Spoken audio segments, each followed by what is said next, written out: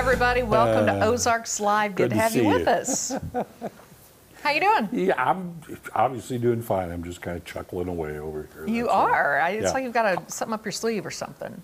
No? No. Not that you'd tell me about. Well, no, it wouldn't. I would never do something like that. I'm quite sure you would. You know what I did last night? Yes, I do, as a matter of fact. What's had up? so much fun last night. Just let me show you something real quick. This is what I did.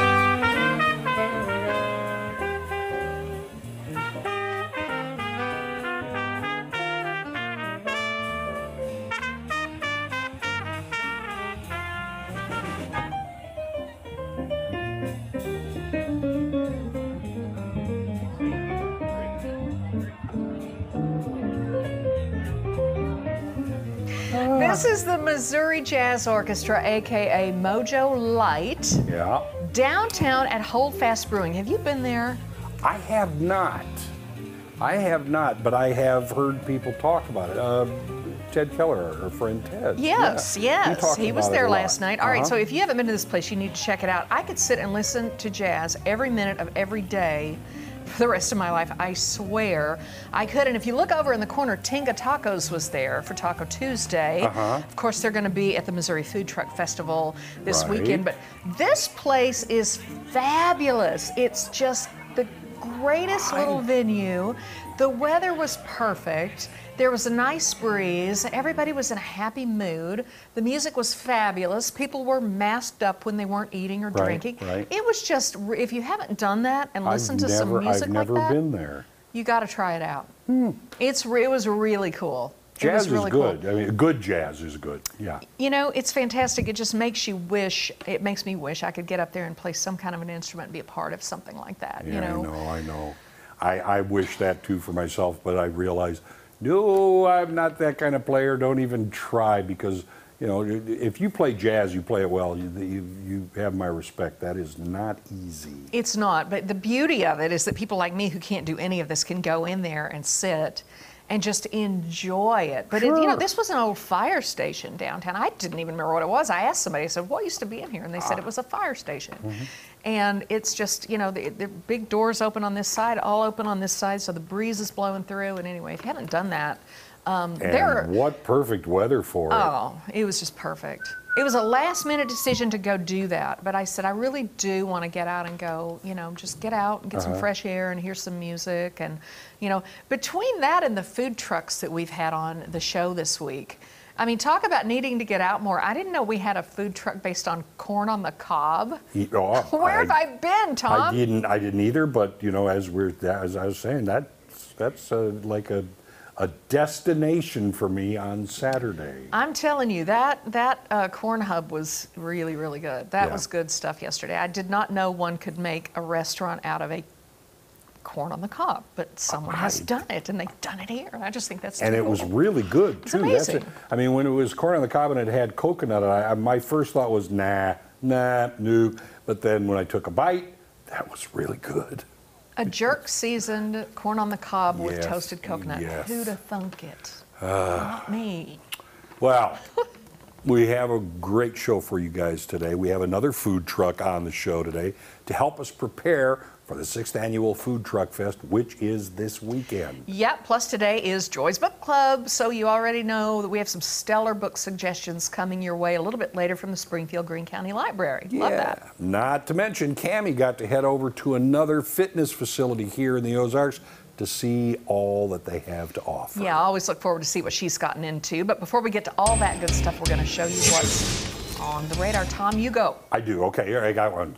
You know, whenever someone moves into a new home, they, you know, tend to want to put their own personal touches on the surroundings, and painting the walls and ceilings is usually number one. You know? Okay. Well, that may not be as easy as it sounds on this condo in Lake Worth, Florida. The walls and floors are covered with Budweiser cans. Not wallpaper. No, these are real cans. The former owner, a lifelong fan of Bud, even created a crown molding look with the cans. The only room that is Bud-free is the bedroom. Realtor Kristen Carney said it was the owner's life mission to wallpaper his home in beer cans, and he did it. Photos of the listing went viral, even ending up on Budweiser's official Facebook account. Yeah, the condo originally listed for $110,000, but was reduced to $100,000 this month, and it received a ton of interest. It's currently under contract with a backup offer waiting in the wings. And the big question is, did he drink all that Budweiser by himself? That's a very good question. That was one of my questions. The other question is, why is there nothing decked out in the bedroom with the Budweiser? I don't If you're going to go all out, I mean. I don't know, and the reason I don't know is because when I checked this out, the owner had passed away, so I couldn't call him and ask him. Couldn't call him and ask him? No, and if he'd answered, that would have been a phone call. No doubt. So they cut the price back because you're going to probably spend at least that much to get those stupid beer cans off the walls. I would say if you got that kind of interest and you went, yeah, you probably will keep the beer cans there. You want them. Where is it, on the beach, this condo? It's I think a lake area. Oh, maybe you said that. Yeah. Okay, it's not on the beach. I'm not Lake interested. Lake Worth or something like that in Florida. I could pull all that stuff down if it was on the beach, But then you're going to pull, sheetrock and stuff with it, probably. I don't want beer cans on the wall. I like beer, just don't want them on the wall. And the price was right. Wasn't bad. Yeah. Condo in Florida. Whatever. I know.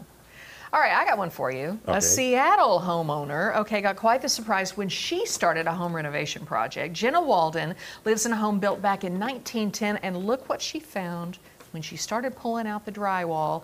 30 bottles of Prohibition-era home brew. Oh, my. Okay, she even found handwritten notes, like one that said April 33, which she thinks means the booze was bottled in 1933. She and her family even had a tasting, and they lived to tell about it. They described, yeah. It's not the way I do it. Well, they described it as, not bad, but very unfiltered. Ugh, sort of like cider mixed with vinegar. She says it really kind of shows how desperate people were to get a cocktail back in the day. Jenna is hoping to find a historian, a museum, someone interested in taking care of the bottles, maybe displaying them. But either way, what a find. What a piece of history. What's something that you don't expect? You're pulling the walls down and you find all this stuff that's been there. Somebody put it there all those years. Yeah. I'd go back through the records, the property records. Oh, sure. Find out and see who if I owned could the figure house. out kind of who it was and see if I could find some descendants. Or was yeah. it a speakeasy or a speakeasy or a brothel or who knows what back in the day. And why would someone wall them up? You don't want to get found out. Well, I know that, but you can't get at them either. Well, you can if you want it bad enough. Maybe the person was arrested doing 5 to 10, forgot all about the bottles. Could be, I don't know, but I thought that was really neat. House sold on the auction block. Yeah, very cool. All right. Now, this is pest control that's absolutely eco-friendly. All right? About 10,000 ducks are let loose on a farm in Nakhon province, I hope I said that right, in Thailand, not Thailand, to clear a rice field of insects, snails, and other pests that can harm the plants during the off-season. Take a look at this.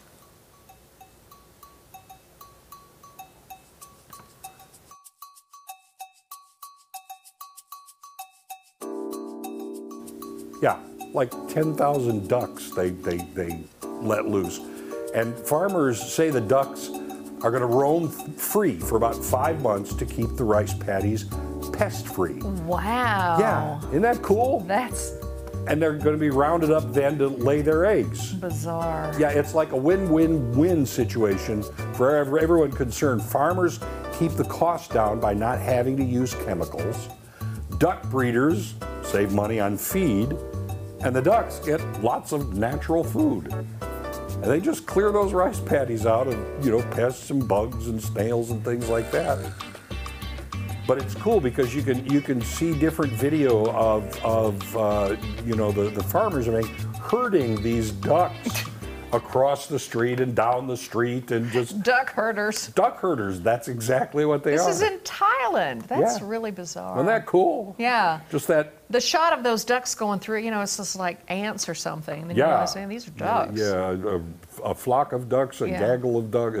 I was trying to, flock of ducks. Is it a flock? That sounds like it should be. It's a bunch of ducks. It's a whole bunch of ducks. I'll take it out. All right, would you like to be in Hawaii right now? Absolutely. Okay, well, you can go, but as of now, quarantine guidelines say that guests entering the Aloha State can't leave their hotel room for 14 days. But you're still in Hawaii. You're still in Hawaii. Pretty stringent rules. But here's the deal. Kauai's mayor, Derek Kawakami, has announced an enhanced movement quarantine, also known as a resort bubble. Start listening for the term resort bubble when we talk about travel. This could happen in more places. The new rule would allow guests to visit restaurants and pools while wearing a mask and practicing social distancing. They wouldn't even let you go to the restaurant or the pool? I mean, I guess they won't. Until not Hawaii. Now. They're tough. Yeah, but you got to wear an electronic monitoring bracelet. Geofencing will track your every movement. Nothing spooky about that, right? Okay, the mayor says the pandemic has brought on an economic hardship. Tell me about it. Really? No doubt about that. But according to Hawaii News Now, guests better not push the envelope on the boundaries. Okay, you can go to the pool, you go to the restaurant, but if you break the quarantine or you tamper with that bracelet, police will respond. You can face up to $5,000 fine and a year in jail. In Hawaii? In Hawaii, though. Oh, okay. Now, apparently, Hawaii's current reopening date is October 1st. Johns Hopkins, by the way, says it's recorded about 10,000 COVID cases. So that couple in the pool right there? Yes. You better stay in that pool. Don't you be jumping the wall and going to the beach, because we'll put you in the jail. And you know, if enough people mess that up, then they're going to say, nope, everybody out of the pool. Yeah. Hawaii's been pretty tough trying to crack down on that stuff. And they may say, now we've got them all in the jail, we can't handle them either. I just go to the beach. What do we care? Just get out of my jail. Just go somewhere else, anywhere. No, back to the mainland. Still in Hawaii. All right, coming up, Jeremy got to head over to Big D's Barbecue in Branson. And needless to say, we are pretty jealous, so stick around to see why. We'll be right back.